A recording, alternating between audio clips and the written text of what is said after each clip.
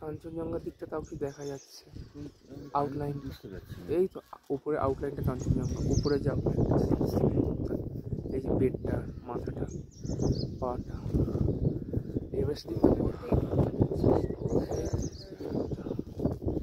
আর এভারেস্টের দিকটা পুরো মেঘলা, কিচ্ছু দেখা যাচ্ছে, পুরো ঢেকে দিয়েছে, পুরো পর্দা দিয়ে 3-4টে পর্দা লেয়ার দিয়ে দিয়েছে।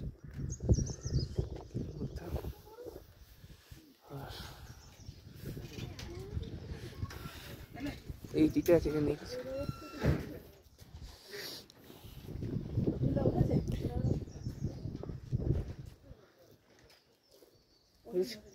সামনে সেই তো।